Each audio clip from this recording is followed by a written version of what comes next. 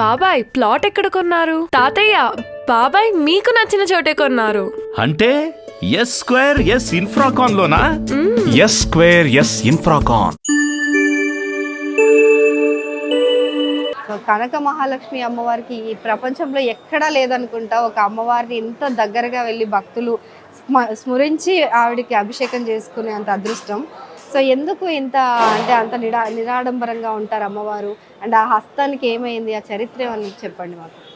అంటే సుమారుగా 150 సంవత్సరములకు పూర్వమందు ఈ విశాఖ నగరము, ఇప్పుడు విశాఖ నగరము అప్పుడు చిన్న గ్రామంగా ఉండేదని, అప్పుడు ఉన్న కాలంలో ఇక్కడ ఉన్నటువంటి పెద్ద మనుషులకి రాత్రి, ఈ పెద్దవాళ్ళకి రాత్రి కల్లో కనిపించి ఈ బావిలో నేనున్నాను, కనక మహాలక్ష్మి అమ్మవారు తీయండి, నేను అమ్మవారిగా ఇక్కడ వెలిసి ఉన్నాను అని ఆవిడ కల్లో కనిపించి చెప్పినట్టుగాను, ఉదయాన్నే వాళ్ళందరూ కూడా వచ్చి ఈ బావిలోంచి అమ్మవారి విగ్రహాన్ని తీసేటప్పటికీ ఆ అమ్మవారి విగ్రహం ఇప్పుడు ఎడం చెయ్య సగభాగం దాకానే ఉంటుంది, ఈ మోచేతి దగ్గర నుంచి ఉండదు.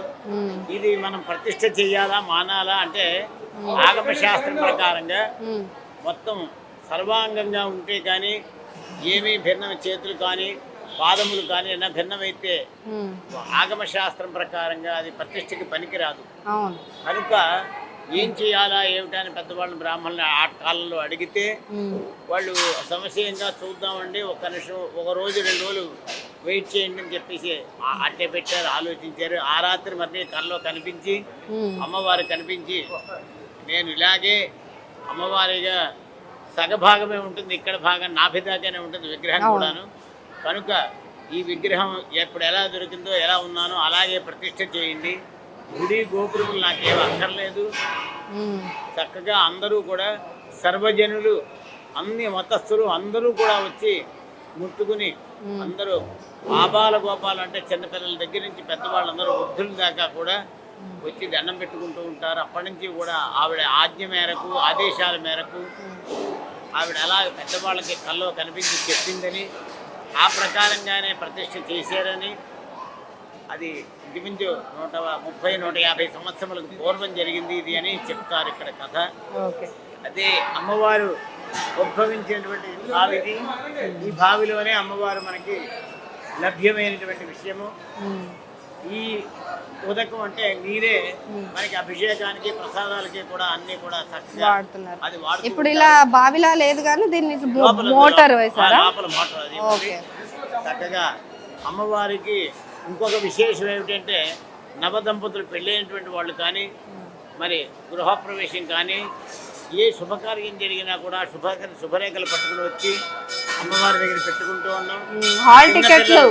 పిల్లలు ఇచ్చిన బంగారం కొన్నా, మరి వెండి కొన్నా, ఏ వస్తువు కొన్నా కూడా అమ్మవారికి చూపించి అమ్మవారి ఒళ్ళో పెట్టి కొత్త వస్త్రములు, నూతన వస్త్రములు ఏదైనా సరే అమ్మవారికి చూపించి అమ్మవారికి ఇచ్చేటువంటి కానుకలు అమ్మవారికి సమర్పణ చేసుకుని తర్వాత వాళ్ళు ఆ వస్తువుల్ని వాళ్ళు ప్రసాదంగా స్వీకరిస్తూ చక్కగా వారి వారి కోరికలను అమ్మవారి దగ్గర మొక్కుకుంటూ ఉండడం, అమ్మవారి అనుగ్రహం సంపూర్ణంగా వాళ్ళు పొందుతూ మేము ఇలా పొందేవండి అని వాళ్ళు వచ్చి చెప్తూ ఉంటారు.